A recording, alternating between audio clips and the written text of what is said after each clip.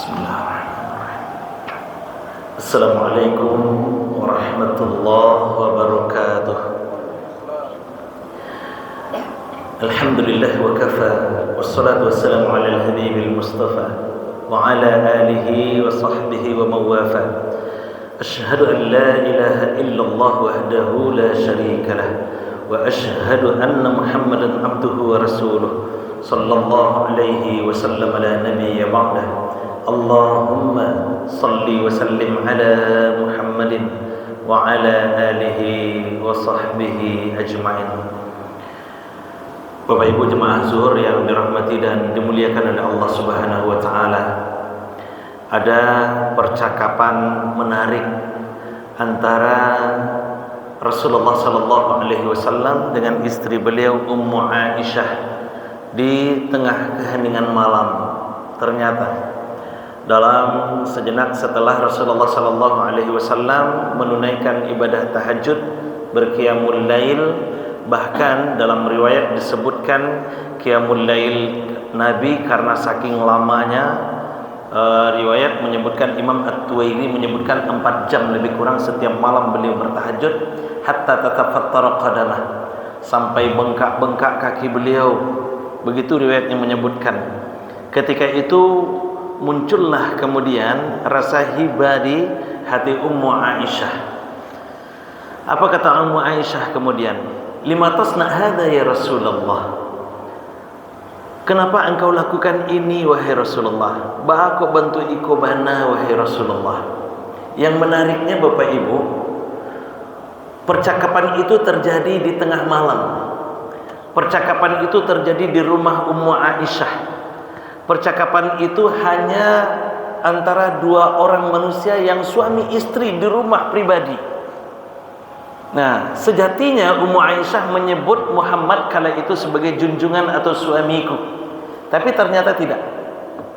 Ummu Aisyah justru memanggil Muhammad sallallahu alaihi wasallam dengan sebutan Rasulullah. Maka keluarlah ungkapan kemudian, lima tasna hadza ya Rasulullah. Kenapa engkau lakukan ini wahai Rasulullah? Di satu sisi kita melihat betapa naluri seorang istri itu muncul ketika melihat kondisi suami yang seolah-olah menyiksa diri untuk melaksanakan qiyamul lail, bahkan sampai bengkak kakinya itu.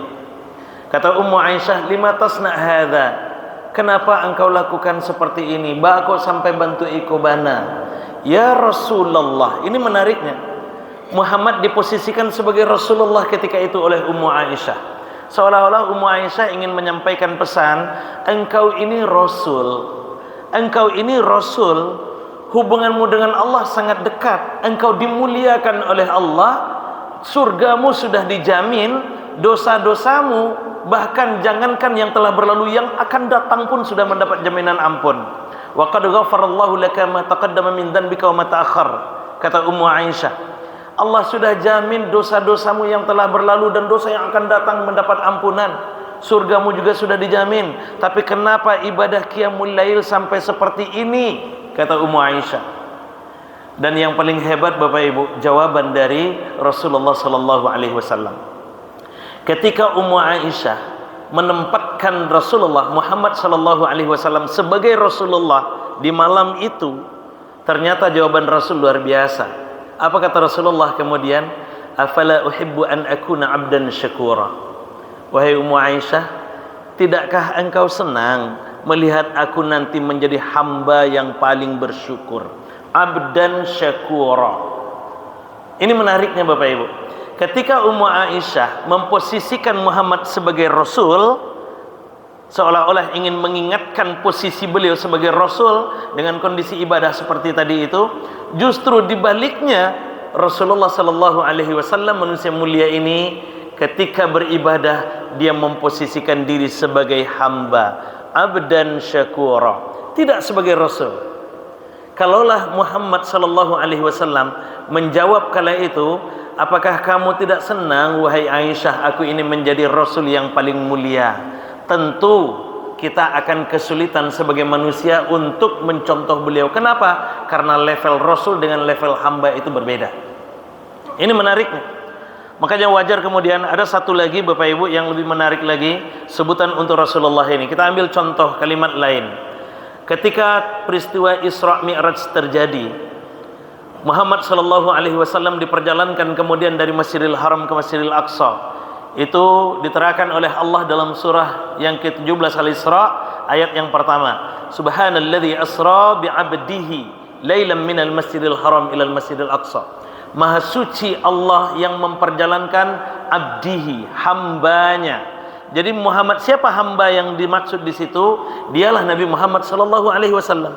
Jadi Muhammad diposisikan sebagai hamba oleh Allah. Dan itu kapan? Minal Masjidil Haram ilal Masjidil Aqsa. Dari Masjidil Haram ke Masjidil Aqsa. Tapi ketika Muhammad Mi'raj dari Masjidil Aqsa naik ke Sidratul Muntaha, ketemu dengan Allah Subhanahu wa taala di mustawa, panggilan untuk Muhammad kemudian berbeda. Bersimpuh sujud Muhammad kemudian kepada Allah. At-tahiyyatul mubarakatus salawatut thayyibatu lillah. Di tempat yang mulia ini ya Allah, semua kemuliaan, segala penghormatan, segala kebaikan saya kembalikan kepada Engkau ya Allah. Di tempat yang paling mulia, bahkan riwayat menyebut tidak ada satupun yang makhluk yang bisa masuk ke wilayah itu kecuali Rasulullah sallallahu alaihi wasallam. Di tempat itu kemudian kemuliaan diterima oleh Muhammad, kemuliaan itu dikembalikan kepada Allah Subhanahu wa taala, lalu kemudian Muhammad disambut oleh Allah dengan sambutan yang indah. Apa kata Allah kemudian? Assalamu alayka ayyuhan nabi. Sebutannya berubah kemudian. Ketika dari Masjidil Haram ke Masjidil Aqsa, Muhammad disebut sebagai hamba. Dari Masjidil Aqsa ke Sidratul Muntaha, sampai di Sidratul Muntaha, Muhammad sallallahu alaihi wasallam disebut sebagai seorang nabi. Padahal malamnya sama. Malamnya sama, momentumnya sama. Pasti ada nilai tersendiri di balik kalimat-kalimat indah seperti itu. Bapak Ibu jemaah yang dirahmati dan dimuliakan oleh Allah Subhanahu wa taala. Apa kata Rasulullah kemudian? Wahai Allah, keselamatan bukan hanya untukku. Keselamatan itu untuk kami ya Allah. Assalamu alaina, untuk kami yang ada di langit ini ya Allah, para nabi dan para malaikat-malaikatmu ya Allah. Bukan hanya untuk kami yang ada di langit, wa ala ibadillahis salihin, dan untuk hamba-hambamu yang soleh.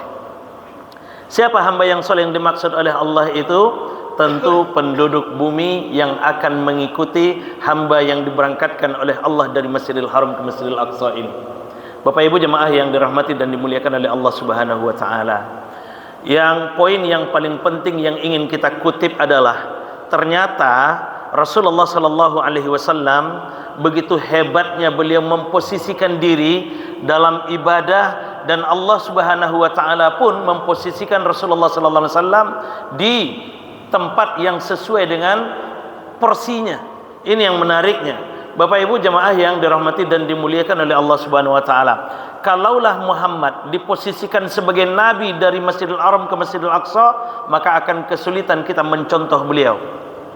Nah, sekarang Muhammad diposisikan sebagai hamba, itu artinya apa? Kita manusia biasa juga berpeluang untuk mencontoh, mendapatkan kemuliaan seperti apa yang didapatkan oleh Rasulullah sallallahu alaihi wasallam itu. Sebagaimana juga kita punya peluang untuk mencontoh aktivitas ibadah Rasulullah sallallahu alaihi wasallam di qiyamul lailnya itu.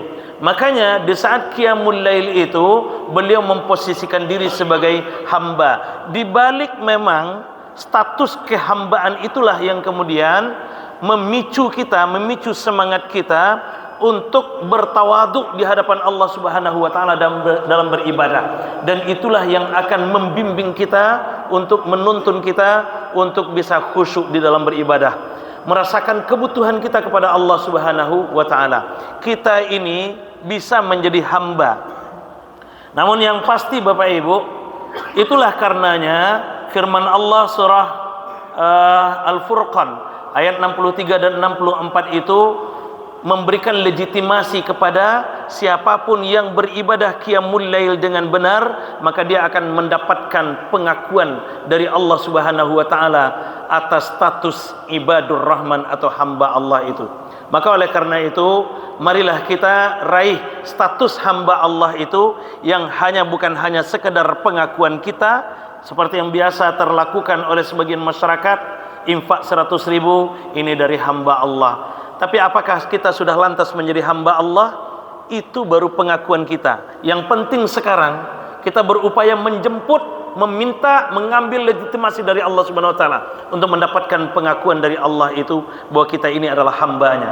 Dan salah satu poin menarik, cara yang paling mudah untuk mendapatkan status hamba Allah itu adalah berqiyamul lail. Walladzina yabituna lirabbihim sujjadan wa qiyama. Mudah-mudahan qiyamul lail setiap malam yang kita persembahkan kepada Allah itu akan mematenkan kita menjadi hamba Allah dalam legitimasi Allah. Mohon maaf, terima kasih. Assalamualaikum warahmatullahi wabarakatuh.